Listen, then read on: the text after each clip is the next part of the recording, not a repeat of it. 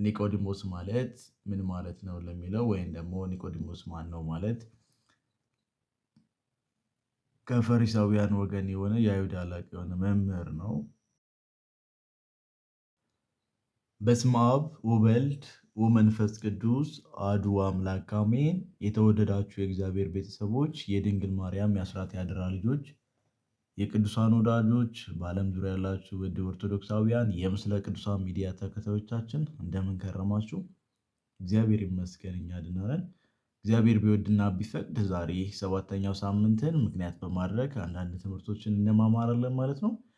በሰባተኛው ሳምንት በዋናነት በቤተ ክርስቲያናችን ከተሰየሙት ስያሜዎች መካከል ኒቆዲሞስን በመባል ይታወቃል። ኒቆዲሞስ ማለት ምን ማለት ነው? ኒቆዲሞስ ማን ነው? ለምንስ ኒቆዲሞስ ከጌታችን ዘንድ በሌሊት መጣ የሚለውን ዋና ዋና ዓላማዎቹና ምን ማለት ነው የሚለውን እናያለን ማለት ነው። እግዚአብሔር አምላክ እውቀትና ጥበቡን ይግለጽልን። ቅዱሳኖች በጸሎታቸው ያግዙን። ቪዲዮውን ለሁሉም ማድረሳችሁ እንዳትረሱ። የሳምንታት ውስጥ የአብይ ጾም ሰባተኛው ሳምንት ኒቆዲሞስ በመባል ይታወቃል። ኒቆዲሞስ ማን ነው ስንል በመጀመሪያ የምናነሳው ኒቆዲሞስ ከፈሪሳውያን ወገን የሆነ የአይሁድ አለቃ የሆነ ኒቆዲሞስ የሚባል አንድ ሰው ነበር ይላል በዮሐንስ ወንጌል ምዕራፍ 3 ቁጥር 1 ላይ ማለት ነው። ስለዚህ ኒቆዲሞስ ማለት በቤተ ክርስቲያናችን አስተምሮ የአብይ ጾም ሰባተኛው ሳምንት ይባላል። ወይም ትርጓሜ የአይሁድ መምህር ማለት ነው። ወይም ደግሞ የሌሊቱ የጌታችን የመድኃኒታችን የኢየሱስ ክርስቶስ ደቀ መዝሙር ወይም ተማሪ ማለት ነው። ስለዚህ ኒቆዲሞስ ማለት ምን ማለት ነው ለሚለው ወይም ደግሞ ኒቆዲሞስ ማን ነው ማለት ከፈሪሳውያን ወገን የሆነ የአይሁድ አለቃ የሆነ መምህር ነው።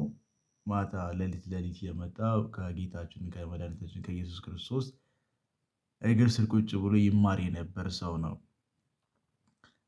ኒቆዲሞስ ለምን በሌሊት መምጣት መረጠ? ምክንያቱስ ምንድን ነው የሚለውን ለማንሳት ያክል ብዙ ምክንያቶች እና አስተምሮቶች ቢኖሩትም በዋናነት ከተነሱት ነጥቦች መካከል የመጀመሪያ የሚሆነው አይሁድን ፈርቶ በሌሊት እየሄደ ይማር ነበር። ዋናው በሌሊት የሚሄድበት ምክንያት አይሁድን የፈራበት ምክንያት ነው። ምክንያቱም በወቅቱ የአይሁድ ሕግ የክርስቶስ ደቀ መዝሙር የሆነ ሀብቱም ንብረቱም ገንዘቡ ስለሚወሰድበት ከእርሱ ለመሸሽ እየሄደ ይማር ነበር። ስለዚህ የክርስቶስ ደቀ መዝሙር የሆነ ሁሉ ሀብቱን አለኝ የሚለውን ሁሉ ከአይሁዶች ሕግ የወጣ ሕግ ስላለ የክርስቶስ ደቀ መዝሙር የሆነ በሙሉ ይወረስበት ነበርና እሱን ለመሸሽ በሌሊት እየሄደ ይማር ነበር። በምክንያቱ በሌሊት የሚሄድበት አንዱ ምክንያት አይሁዶችን ፈርቶ ነው። የአይሁድ ሕግን ፈርቶ በሌሊት እየሄደ ይማር ነበር። ሌላኛው ሀብታምና ሊቅ እንዲሁም የአይሁድ የሚከበሩ ትልቅ መምህር ሆኖ ስለነበር እንደ አዋቂ ሆኖ ከመምህር እግር ስር ቁጭ ብሎ ይማራል እንዳይሉት በመፍራት ነው። ስለዚህ እሱ አዋቂ እያለ እሱ መምህር እያለ እሱ ሊቅ እያለ እንዴት በመምህር እግር ስር ቁጭ ብሎ ይማራል የሚሉት እንዳይሉት በመፍራት በሌሊት ሄደ ይማር ነበር። ሌላኛው ምክንያቱ በሌሊት የሚሄድበት ምክንያት ልቡናውን እንዲሰበሰብ ነው። ቀን ላይ ግርግር፣ ጩኸት፣ ትርምስ ስለሚበዛ ሌሊት ላይ ይህን ነገር እንትን ለማድረግ በሌሊት እየሄደ ይማር ነበር። ስለዚህ በዋናነት ኒቆዲሞስ በሌሊት በጨለማ ጌታችን ጋር ሄዶ ይማርበት የነበረው ምክንያት በእነዚህ በሶስት ምክንያቶች ይህን ነበረ። ኒቆዲሞስ ከጌታችን ምን ተማረ ስንል በዋናነት ጌታችን መድኃኒታችን ኢየሱስ ክርስቶስ ለኒቆዲሞስ ካስተማረው ትምህርት መካከል የዮሐንስ ወንጌል ምዕራፍ 3 ቁጥር 3 ላይ እውነት እውነት እልሃለሁ ሰው ዳግመኛ ካልተወለደ በቀር የእግዚአብሔር መንግሥት ሊያይ አይችልም ብሎ አስተምሮታል። ስለ ምስጢረ ዳግም ልደት ወይም ጥምቀትን በግልጽ ለኒቆዲሞስ ያስተማረበት ዕለትም ጭምር ነው። ስለዚህ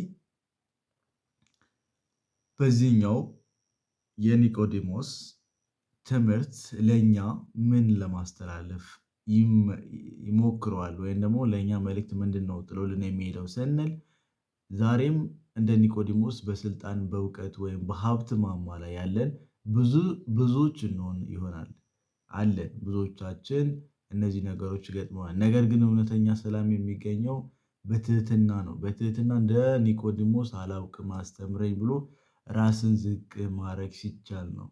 በድፍረት ዓለምን ክርስቶስ ስትክድ፣ እኛ ግን በግላችን ወደ እርሱ ስንቀርብ የዛኔ ለእኛ ከኒቆዲሞስ ያስተላለፈልን ትምህርት ድፍረትም ጭምር ነው። በለውጥ ኒቆዲሞስ በሌሊት መጥቶ ተማሪ ሆነ።